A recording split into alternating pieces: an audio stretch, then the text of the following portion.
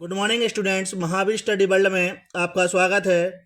आज मैं आपको कक्षा 12 के जीव विज्ञान के पेपर जिसका कोड है 348 सी के इसका फुल सॉल्यूशन बताऊंगा। तो आइए स्टार्ट करते हैं वीडियो। बहुविकल्पीय प्रश्नों के अंतर्गत पहला क्वेश्चन है, कौन सा एंजाइम डीएनए को विशिष्ट स्थान पर काटता है? तो आंसर है एंडोन्यूक्लिएज। एलन के नियम के अनुसार ठंडी जलवायु में रहने वाले स्तनधारियों में सामान्यता होते हैं।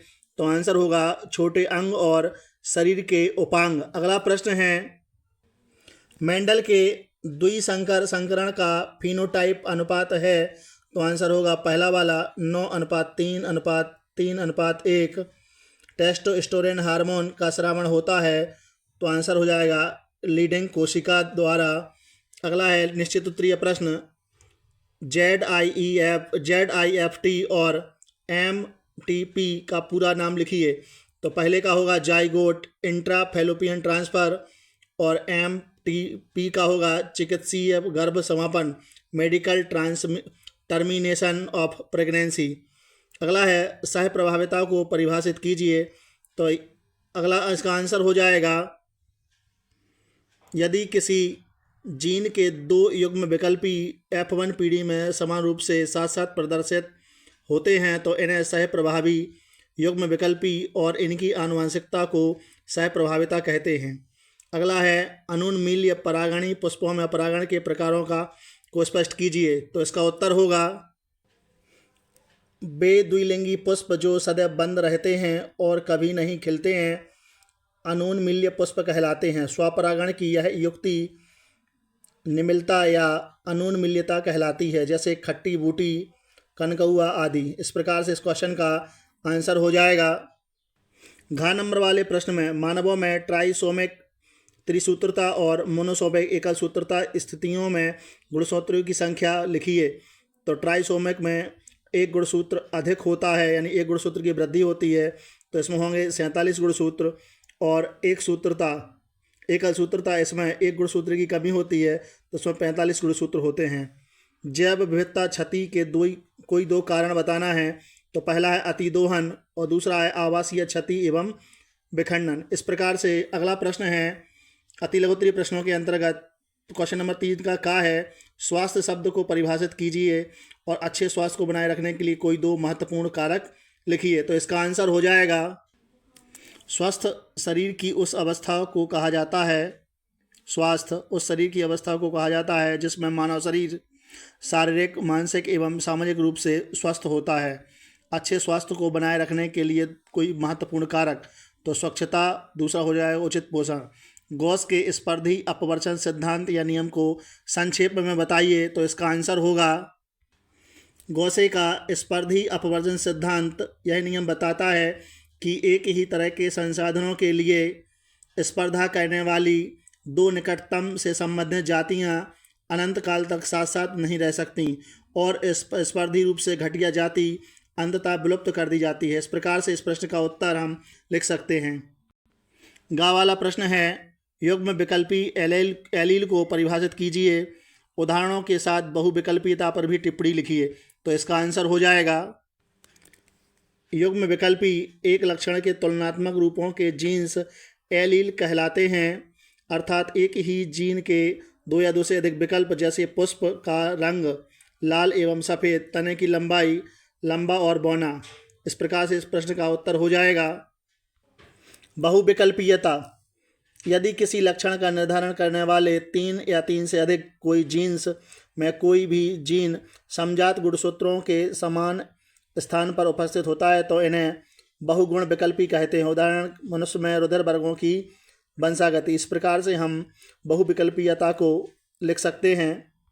क्वेश्चन नंबर घ, मानव में लिंग संलग्न अप्रभावी लक्षणों की वंशागति को संक्षेप में बताइए। तो इसका उत्तर होगा, लिंग संलग्न लक्षणों या विशेषकों का जनक से संतानों में संचरण लिंग संलग्न वंशागति कहलाता है। यदि आनुवंशिक रोग एक बाह्य रूप से सामान्य किंतु बाह्य स्त्री से केवल कुछ नर संतति में संचरित होता है तो वह लिंग संलग्न अप्रभावी रोग कहलाता है। जैसे कि आप देख पा रहे हैं कि वर्णांधता और हीमोफीलिया इसी प्रकार के रोग हैं। इस प्रकार से हम प्रश्न का उत्तर लिख सकते हैं। मरुस्थलीय पौधों में शुष्कतानुकूली मरूदभिधि अनुकूलन पर टिप्पणी कीजिए। तो इसको लिख सकते हैं कि मरुस्थलीय पौधों में जलाभाव या शुष्कता सहन करने की अद्भुत क्षमता पाई जाती है। इसकी जो जड़ें हैं प्रायः मूसला मूल प्रकार की होती हैं, जो ज़मीन में अधिक पानी सोखने की कारण ज़मीन में अधिक गहराई तक जाती हैं। अधिकांश मरुस्थलीय पौधे शाक, झाड़ियों या वृक्षों के रूप में पाए जाते हैं। इस प्रकार से हम इस पर टिप्पणी लिख सकते हैं। लघुत्तरीय प्रश्न चौथे का वाला संकरण क्या है? कृत्रिम संकरण की प्रक्रिया एवं महत्व पर संक्षेप वर्णन कीजिए करना है। तो इसका उत्तर होगा संकरण दो भिन्न भिन्न किस्मों के उत्तम वांछनीय गुणों को एक ही किस्म में समाविष्ट करना ही संकरण कहलाता है। कृत्रिम संकरण विभिन्न वंश परंपरा के दो अथवा अधिक प्रकार के पादपों के सर्वश्रेष्ठ लक्षणों को साथ लाने एवं नई प्रजाति को उत्पन्न करने के लिए प्रयुक्त किया जाने वाला चयनित संकरण होता है, जो पादप प्रजनकों द्वारा कृत्रिम रूप से संपन्न कराया जाता है। इसमें कृत्रिम ढंग से किसी पुष्प के परागकणों को स्वेच्छानुसार किसी अन्य पादप के वर्तिकाग्र पर पहुंचाया जाता है। कृत्रिम परागण विभिन्न जातियों के पादपों के मध्य भी किया जा सकता है। कृत्रिम परागण विधि से उन्नत नस्ल की फसलें प्राप्त होती हैं, जो उत्पादन एवं गुणवत्ता में श्रेष्ठ होती हैं। इसके द्वारा रोग प्रतिरोधक बीज भी प्राप्त होते हैं। इस प्रकार से हम इस प्रश्न का उत्तर लिख सकते हैं। अगला प्रश्न है अंतरण आरएनए पर टिप्पणी। तो इसका उत्तर होगा अंतरण आरएनए यानी टीआरएनए की जो प्राथमिक संरचना है, टीआरएनए की संरचना में 5 भुजाएं होती हैं। प्रत्येक भुजा में एक लूप तथा एक स्तंभ होता है। ये निम्नलिखित हैं। संग्राहक स्तंभ, इस भुजा को अमीनो अम्ल भुजा भी कहते हैं। इस भुजा के सिरे पर लूप नहीं होता, बल्कि द्विकुंडलिनी का एक सूत्र 5 सिरे वाला तथा दूसरा 3 सिरे वाला होता है।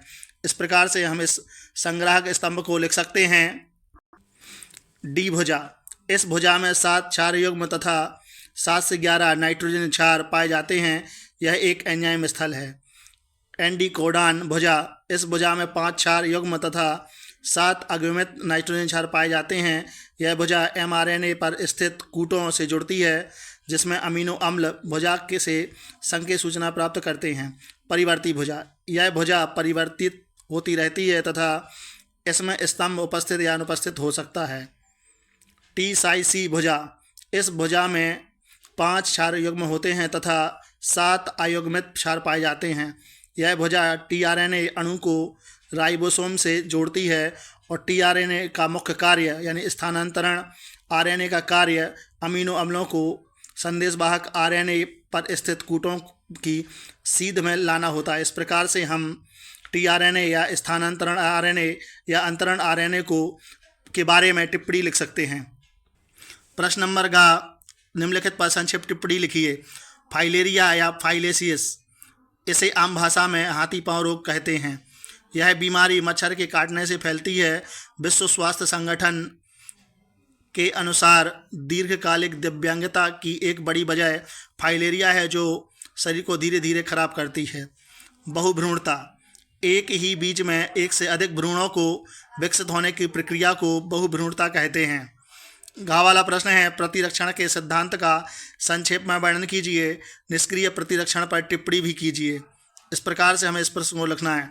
तो जब किन्हीं बाह्य अणुओं को शरीर में प्रविष्ट कराया जाता है, तो शरीर की प्रतिरक्षा प्रणाली इसे पहचान कर इसे लड़ना शुरू कर देती है और परास्त करके समाप्त कर देती है। इसे प्रतिरक्षण सिद्धांत कहते हैं।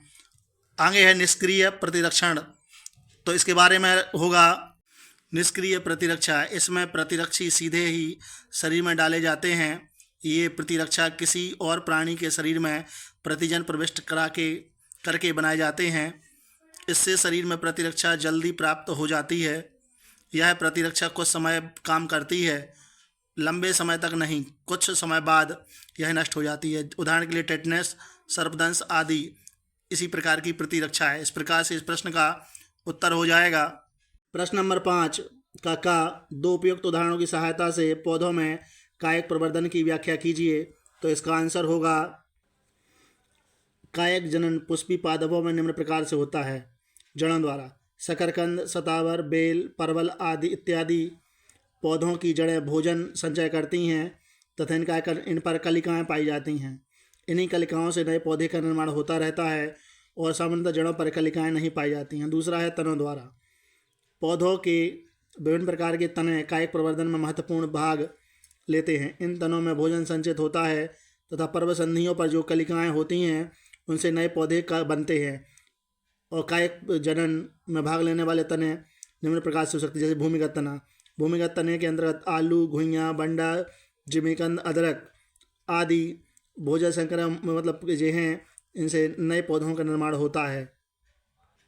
अगला प्रश्न है पुनर्संयोजक डीएनए तकनीकी प्रौद्योगिकी का उपयोग करके मानव इंसुलिन के उत्पादन के चरणों को संक्षेप में वर्णन कीजिए। तो इसका आंसर होगा इंसुलिन का संश्लेषण। सन 1982 में मधुमेह के रोगियों के लिए मानव इंसुलिन का सफल उत्पादन किया गया।